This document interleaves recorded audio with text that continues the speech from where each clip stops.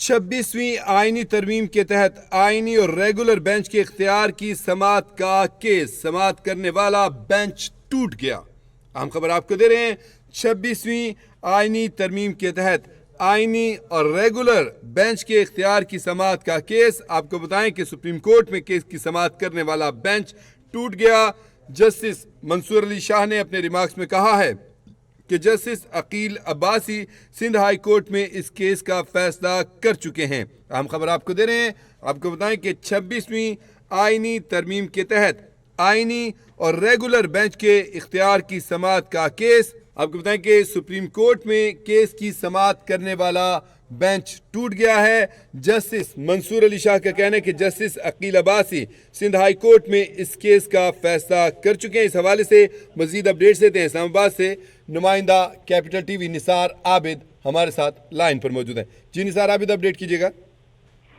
आज बिल्कुल 26वीं आईनी तरमीम के तहत आईनी और रेगुलर बेंच के इख्तियार समाअत का केस है। केस सुनने वाला बेंच जो है वो टूट गया है। Justice Aqeel Abbasi Sindh high court में इस केस का फैसला कर चुके हैं। जस्टिस मंसूर अली शाह का कहना है कि आज केस नहीं चल सकता।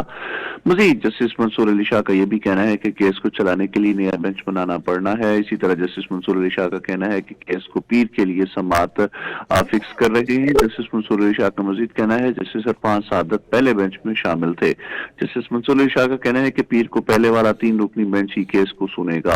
जायजा लेना है कि आर्टिकल 191 के तहत रेगुलर बेंचेस से तो इख्तियारात समाअत लिया जा सकता है। जस्टिस एडिशनल अटॉर्नी जनरल का कहना है कि हमें थोड़ा वक्त दे दें।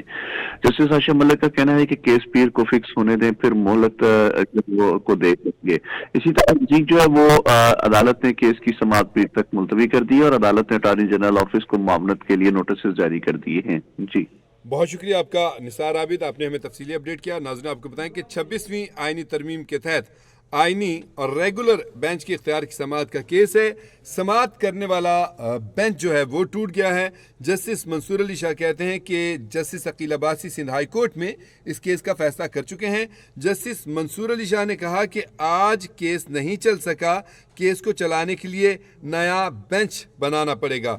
जस्टिस मंसूर अली शाह ने अपने रिमार्क्स में कहा कि केस को पीर के लिए समाअत फिक्स कर रहे हैं। जस्टिस मंसूर अली शाह ने कहा कि जस्टिस इरफान सादत पहले बेंच में शामिल थे।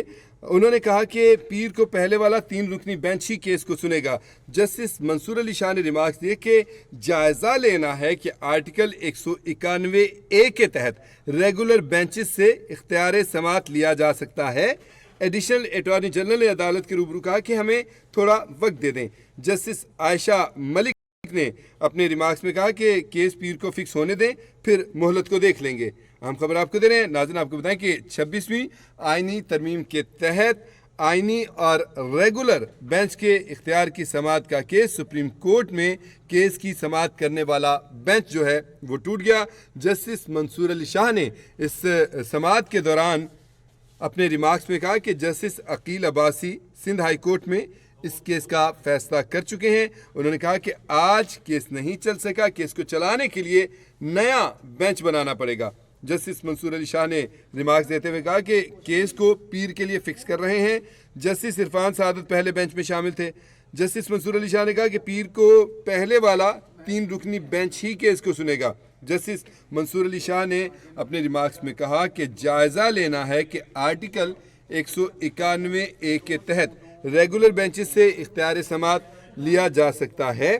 एडिशनल अटॉर्नी जनरल ने अदालत से इस्तदा की कि हमें थोड़ा वक्त दे दें। जस्टिस आयशा मलिक ने अपने रिमार्क्स में कहा कि केस पीर को फिक्स होने दें, फिर मोहलत को देख लेंगे। आपको बताएं कि अदालत ने अटॉर्नी जनरल ऑफिस को मुआवनत का नोटिस जारी कर दिया और समाअत पीर तक के लिए मुलतवी कर दी।